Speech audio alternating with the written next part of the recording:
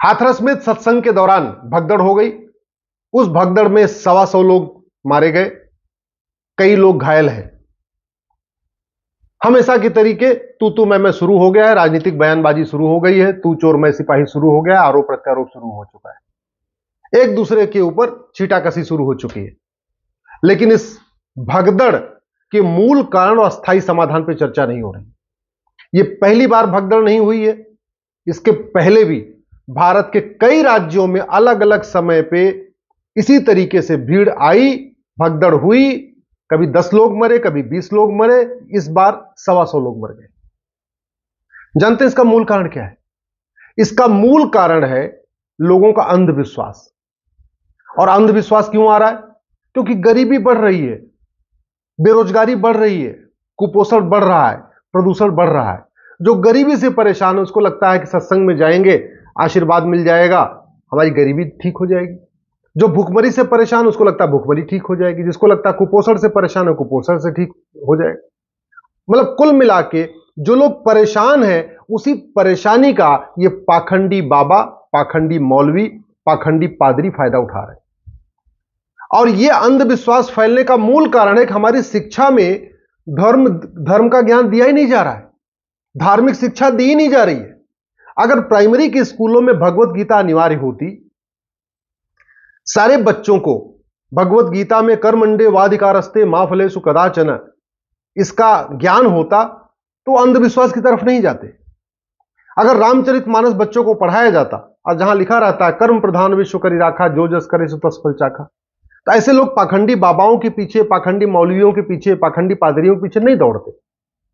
हमने न वेद पढ़ाया अपने स्कूल में, न पुराण पढ़ाया, न भगवत गीता पढ़ाया, न रामचरितमानस पढ़ाया, न रामायण पढ़ाया, न अष्टांग योग पढ़ाया, न कर्म का सिद्धांत पढ़ाया। तो हो क्या रहा है?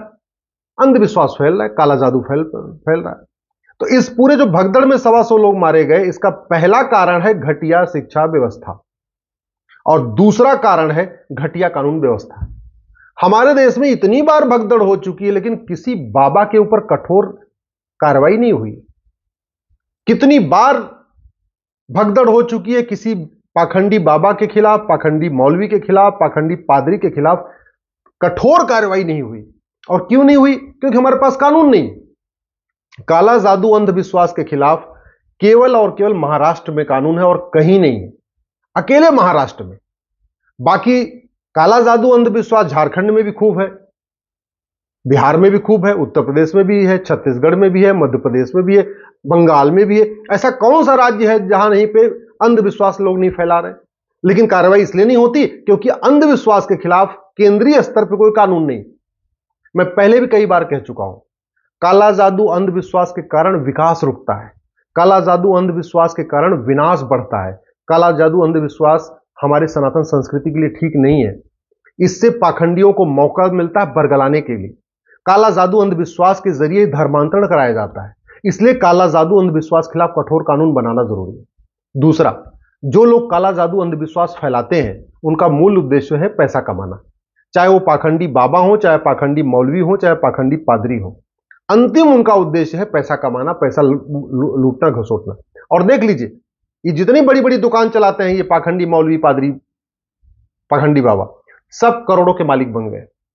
आपको याद होगा कुछ साल पहले एक पाखंडी बाबा आए थे, समोसा खिलाते थे, चटनी खिलाते थे, समोसा चटनी खिला खिला के, पकौड़ी खिला के, भगवान जाने क्या क्या खिला के लोगों की समस्या ठीक कर रहे थे। 5,000 करोड़ के मालिक बन गए, दुकान बंद कर लिए, अपना धंधा व्यापार में लग गए, अपने कुछ काम धाम कर रहे हो। तो जो लोग लुट गए लुट गए। लेकिन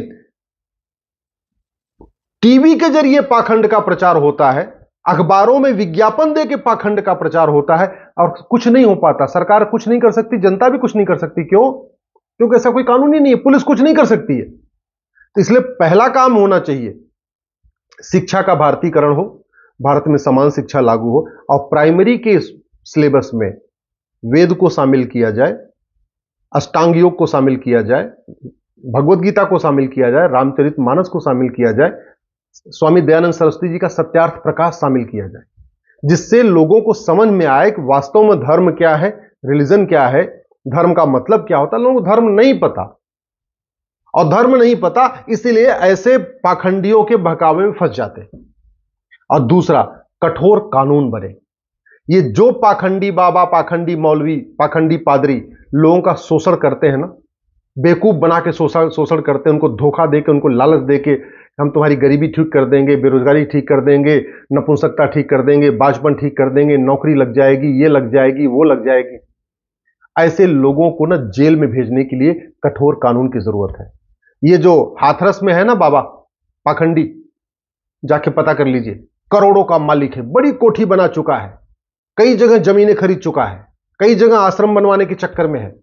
अगर ध्यान से पता किया जाएगा तो पता चला कि इसके पास काला धन भी मिलेगा, ये हवाला के जरिए पैसा भी बाहर भेजता होगा। अभी इसको पूरी जांच की जरूरत है।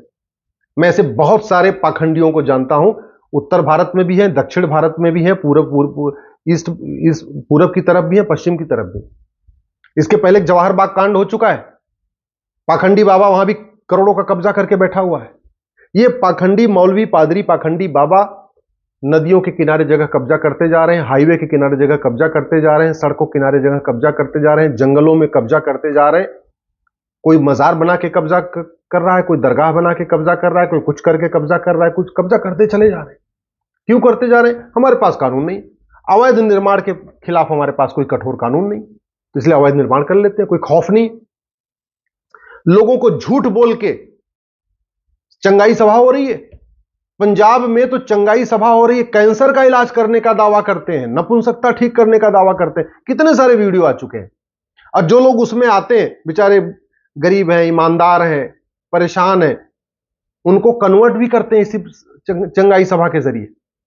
क्यों? और क्यों चल रहा है कानून? क्योंकि हमारे पास कठोर कानून नहीं है, केंद्रीय स्तर पे कानून नहीं है।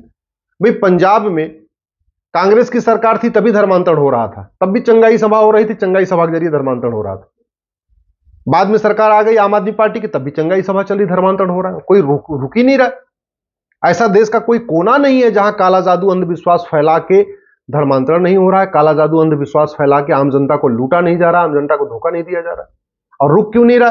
क्योंकि न शिक्षा में संस्कार है, न शिक्षा में धर्म का ज्ञान है, न तो प्राइमरी में वेद पुराण पढ़ाया जा रहा है, भगवत गीता रामायण पढ़ाया जा रहा है, और वहीं दूसरी तरफ न कानून का खौफ है। पाखंडियों कानून को कोई खौफ ही नहीं, उनको पता कुछ भी हो जाए क्या फर्क पड़ता है। इसी में 125 लोग मर गए, 125 परिवार बर्बाद हो गए, माता पिता परेशान होंगे, उनके बच्चे परेशान होंगे, उनकी जो बहनें हमारी विधवा हो गई वो परेशान होंगी। लेकिन इस बाबा को क्या होगा? कुछ नहीं होगा। मैं गारंटी के साथ कहता हूं कुछ नहीं होगा। सरकार बहुत करेगी, बुलडोजर उसका घर गिरा देगी, इतने कर सकती है मैक्सिमम। लेकिन उसने जो करोड़ों का काला साम्राज्य इकट्ठा कर लिया है, अलग अलग जगह पैसा लगा दिया होगा, पेट्रोल पंप खरीद लिया होगा, फार्म हाउस बना लिया होगा, फ्लैट मकान अलग अलग शहरों में बना लिया होगा, वो सरकार नहीं पकड़ पाएगी, नहीं तो जब्त कर पाएगी। वो अलग अलग नाम पे खरीद लिया होगा उसने, वो पकड़ में नहीं आएगी। इसलिए मैं सरकार से निवेदन करता हूं, माननीय प्रधानमंत्री से निवेदन करता हूं, ये काला जादू अंधविश्वास हमारी सनातन संस्कृति के लिए खतरा है।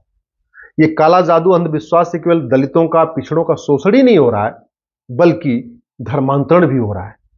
और इसके बारे में तो पता चला, ये तो पॉलिटिकल आदमी है, ये तो बाकायदा अखिलेश यादव को बुला बुला के उनकी सभाएं भी करवाता था, अपने 1-2 लाख लोगों को इकट्ठा कर लेता था उनकी बीमारी ठीक करने के नाम पे, उनको बेरोजगारी ठीक करने के नाम पे, और वहां अखिलेश यादव के भाषण भी दिया करते थे। ऐसे वीडियो क्लिप आ रहे हैं, पता नहीं सही है कि गलत है, भगवान जाने, लेकिन ऐसे भी क्लिप्स आ रही हैं।